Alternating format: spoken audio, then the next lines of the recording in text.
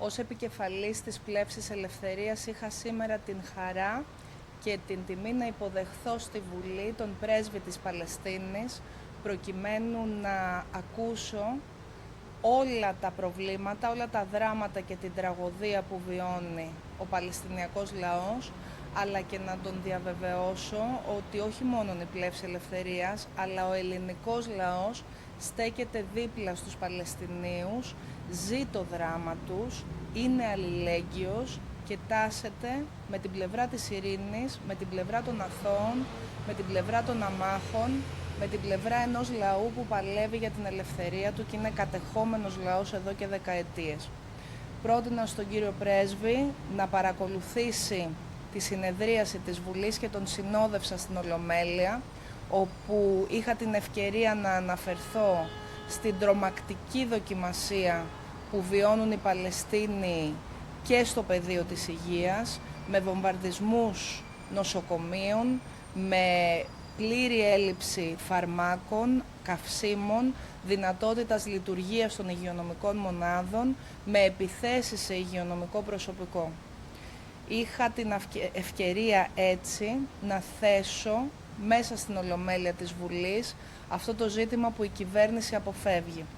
Η Πλεύση Ελευθερίας έχει δεσμευθεί ότι θα είναι η φωνή των πολιτών, η φωνή των ανθρώπων. Σήμερα γίναμε η φωνή των Παλαιστινίων και χαίρομαι γιατί προσκαλώντας τον κύριο Πρέσβη και με την παρουσία του στην Ολομέλεια υποχρεώσαμε όλα τα κόμματα της Βουλής να τοποθετηθούν, υποχρεώσαμε την κυβέρνηση να μιλήσει και θα είμαστε εκεί βεβαίως για να υποχρεώσουμε τους αρμόδιους να πάψουν να απέχουν, να πάψουν να ντροπιάζουν τη χώρα μας παριστάνοντας τον Πόντιο Πιλάτο και παίρνοντας τη θέση του κράτους του Ισραήλ, να τους υποχρεώσουμε να κάνουν εκείνα τα οποία οφείλουν για την ανθρωπιστική βοήθεια και για την εγκαθίδρυση της ειρήνης. Ευχαριστώ πάρα πολύ τον κύριο Πρέσβη για την παρουσία του.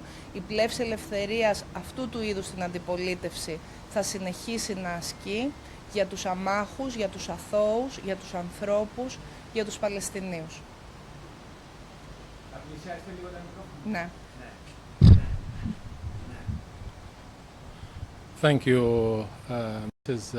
Honorable Mrs. Zoή Κωνσταντοπούλου, for the honor to be here at the seat of democracy in the Greek and the Hellenic Parliament. It is a great honor for you to invite me to speak, to be present at the plenary session today. I'd like to thank all the political parties and the heads of the political parties for expressing their support and solidarity with the Palestinian people and for expressing their sympathies for the deaths of all the Palestinian civilians that have been killed due to this great massacre that has been committed on the Palestinian people by the Israeli Air Force. Unfortunately, and I'm sad to say that there can be no justification to the killing of Palestinian civilians, including women and children. The right of self-defense does not justify the killing of children. So far, 4,000 Palestinian children have been killed, 2,000 are missing. We are talking about in a span of 3 weeks. That means every 6 minutes, one Palestinian child is killed. This is other than the 2,500 women and other civilians. Whole civilian apartment blocks have been flattened, hospitals have been targeted, there is no fuel. No fuel means ambulances cannot drive, they cannot reach people. Cutting off the internet also makes it impossible for ambulances to travel, to know where the missile strike happened, like the missile strike that hit Al-Ahli Hospital, which is belonging to the church. Also, the attack that came on the Greek Orthodox St. Porphyrius compound church, where over 18 Palestinians were killed.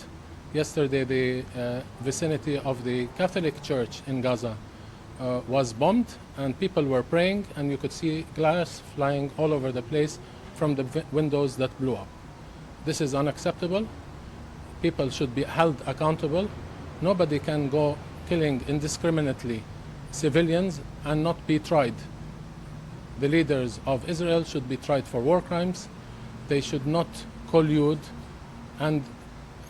Western leaders in their atrocities. We thank the Greek people for their stance, their honorable stance to human rights, to justice, to international law. We are very grateful for all the letters of support and solidarity that we have received from the Palestinian people, from the Greek people. We have received a lot of visits at our embassy to express support and solidarity and to express sympathy and sadness. This must end. Every minute counts. 6 minutes have passed, another Palestinian has been killed, child has been killed. We call on the world leaders to give peace a chance. We cannot keep waiting until all the Palestinians are displaced from Palestine.